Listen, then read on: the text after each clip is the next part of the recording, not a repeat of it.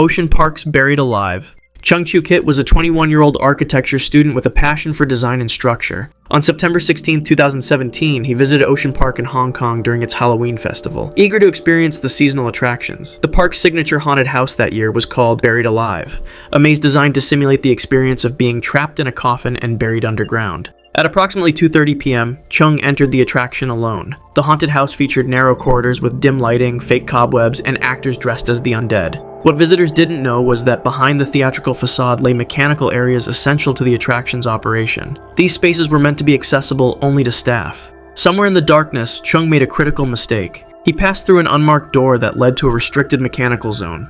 The lighting here was even dimmer than in the main attraction, with just enough illumination for maintenance workers. Warning signs existed, but were poorly visible in the gloom. Inside this hidden area, a large mechanical system operated the coffin slide experience for guests. The mechanism featured heavy moving components that shifted every few minutes. As Chung navigated the unfamiliar space, one of these components, a 200-pound moving coffin platform, suddenly descended. The massive structure struck Chung directly in the back with crushing force. His spine absorbed the full weight of the mechanism. He collapsed immediately, but remained conscious, pinned beneath the unyielding pressure. Each breath became increasingly difficult as his damaged organs began to fail. Park staff discovered him 15 minutes later during a routine check. They initiated emergency procedures and called paramedics. Chung was still breathing, though labored, when extracted from beneath the mechanism. He was rushed to Ruttenji Hospital with catastrophic internal injuries. Despite surgeons' efforts to repair his crushed organs and severed blood vessels, the damage was too extensive. At 5:17 p.m., Chung Choo-kit was pronounced dead. The coroner later determined the cause of death as massive internal hemorrhaging and organ failure resulting from crushed trauma. The Villisca Axe House.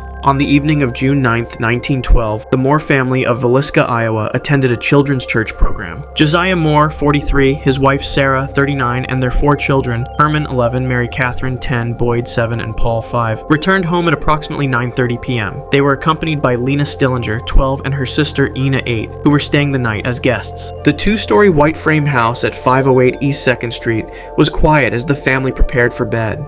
By 10 o'clock p.m., all 8 occupants were asleep. The Moore children and their young guests upstairs, Josiah and Sarah in their downstairs bedroom. The doors were locked, the curtains drawn. Sometime after midnight, an unknown figure entered the house. The intruder brought with them Josiah's own axe from the backyard woodpile. Moving silently through the darkened rooms, they first entered the master bedroom. The oil lamps had been extinguished throughout the house. Josiah Moore was struck first. The axe came down with tremendous force, the sharp edge cleaving through his skull. He never awakened. The blade struck him repeatedly, at least a dozen blows to the face and head. Sarah Moore suffered the same fate beside him, her face rendered unrecognizable by the savage impacts. The killer then moved upstairs to the children's rooms. One by one, the sleeping children were struck with the axe's blade. None had time to scream or flee. The autopsy later revealed that all victims were alive when first struck, their injuries showing signs of cardiac response. Some had defensive wounds on their arms, indicating momentary consciousness after the initial blows. The killer covered the victims' faces with bedclothes after the attacks. All mirrors in the house were draped with fabric. In the Stillinger girls' room, 12-year-old Lena's nightgown had been pushed up and her undergarments removed, suggesting sexual assault. By morning light, a neighbor noticed the Moore house remained eerily still. No smoke rose from the chimney. The family's chickens remained unfed. When she knocked at 8 a.m., there was no response. Looking through the windows, she glimpsed the blood-soaked scene within. Casa de los Lamentos. Tadeo Fulgencio Mejia was a respected mining engineer in Guanajuato, Mexico during the late 1800s. His 3-story mansion, built in 1896, stood as a testament to his wealth and status in the silver mining industry. In 1897, Mejia's wife, Constanza de la Rivera, died during childbirth along with their infant. The loss devastated him. Witnesses reported that after months of isolation, Mejia began consulting with a local practitioner of witchcraft. His servants noticed strange symbols appearing throughout the home, particularly in the basement where Mejia spent increasingly long hours. By early 1898, local residents began noticing the disappearance of young men and women from nearby villages. The first victim was a 19-year-old laborer who had sought work at the mansion. 3 days after his disappearance, another young man vanished. Then a 17-year-old domestic servant. Within 6 months, at least 12 people had gone missing. Authorities paid little attention. The victims were primarily poor laborers with few connections. In the mansion's basement, Mejia had constructed an elaborate altar. According to diaries discovered later, he believed human sacrifices would return his wife to him. The ritual required extracting still-beating hearts. Victims were restrained on a stone slab, conscious and fully aware as Mejia made the initial incision below the sternum. Medical examination of remains, later found on the property, indicated the victims remained alive for several minutes during the procedure. Most showed defensive wounds and evidence of restraints. Their final moments would have been marked by extreme pain and terror as they watched their own hearts being removed.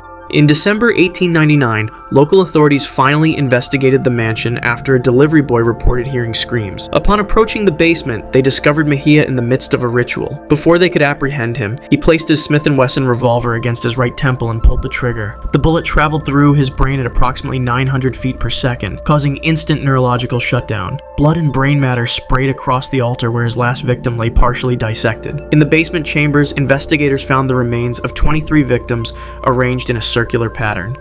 The Amityville Horror. On November 13, 1974, the DeFeo family went about their evening routine in their 3-story Dutch colonial house at 112 Ocean Avenue in Amityville, Long Island. Ronald DeFeo Sr., 43, a car dealership manager, his wife Louise, 42, and their children, Dawn, 18, Allison, 13, Mark, 12, and John, 9, had dinner together before retiring to their separate bedrooms. The house was quiet by 10:30 p.m., with all family members asleep. The only person still awake was Ronald Butch DeFeo Jr., their 23-year-old son, who lived in the basement. He had a history of drug use and volatile behavior. That night, he retrieved his Marlin .35 caliber lever-action rifle from his room. At approximately 3:15 a.m., Butch moved silently through the darkened house. He entered his parents' bedroom first. Ronald Sr. was sleeping on his stomach when Butch fired 2 shots into his back. The high-velocity rounds tore through vital organs. Louise awoke at the sound but had no time to scream before 2 bullets struck her chest. Butch then moved methodically to his siblings' rooms. In each case, he positioned the rifle within inches of their heads before firing. The noise of each shot was partially muffled by the pillow. Dawn received 2 shots to the head. Allison, Mark, and John each received 1. None of the victims showed defensive wounds. Medical examiners later determined all were in REM sleep when shot. The most disturbing element was the positioning of the bodies. Each victim was found face down in their beds, as if none had been awakened by the gunshots that killed their family members. Even more puzzling, neighbors reported hearing no gunshots despite the rifle's considerable noise. For hours after the murders, Butch remained in the house with the bodies of his family. At 6:30 a.m., he showered, changed clothes, and went to work. Later that day, he entered Henry's bar in Amityville, shouting, "You gotta help me! I think my mother and father are shot!" When police arrived at the house, they found all 6 DeFeo family members deceased in their beds. Each had been shot at close range, the bullets having traveled through their skulls at over 2,000 feet per second, causing instantaneous brain death. The home's rooms still smelled of gunpowder and blood had soaked the mattresses.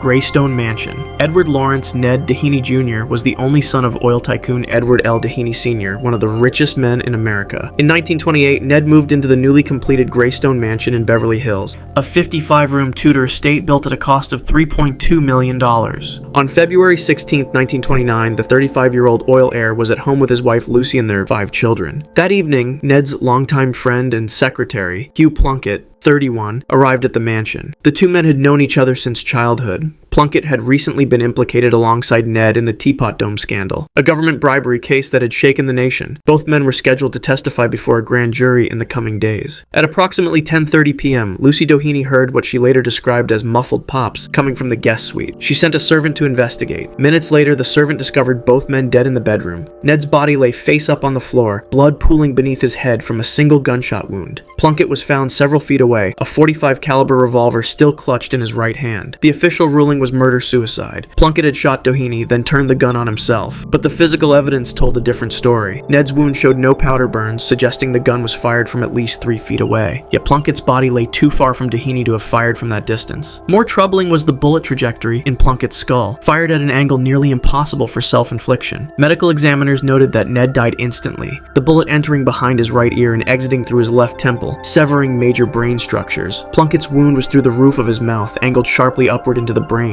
A typical suicide wound. Yet his finger position on the trigger was unusual for self-infliction. The most peculiar detail, Ned's body had been moved after death. Blood pooling patterns indicated he died elsewhere in the room. Additionally, both men were found in pajamas, yet witness statements confirmed Plunkett had arrived fully dressed. Someone had changed his clothes post-mortem. By morning, police were barred from further investigation. The Doheny family physician signed the death certificates without formal autopsy. Within hours, the bodies were embalmed, destroying potential evidence. The coroner was not called until both men were already prepared for burial.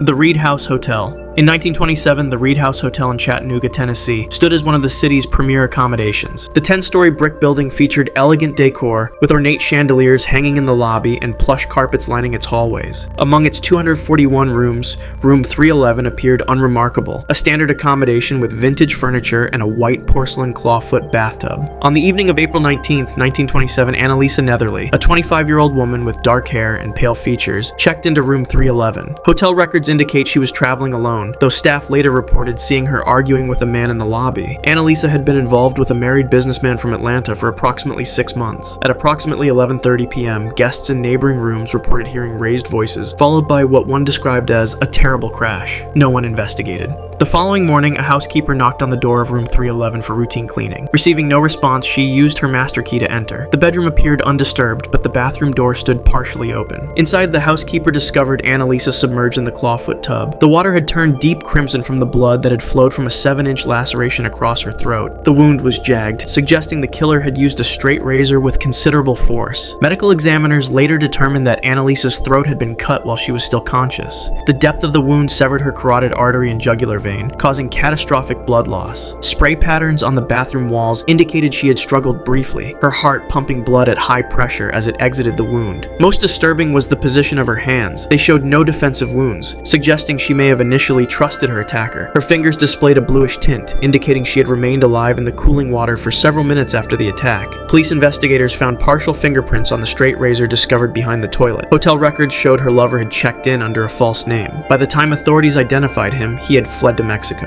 Annalisa Netherly was buried in an unmarked grave in Chattanooga's Highland Cemetery. Her death officially classified as a homicide by exsanguination. If you want to see more videos like this, click the video on screen now and make sure to subscribe.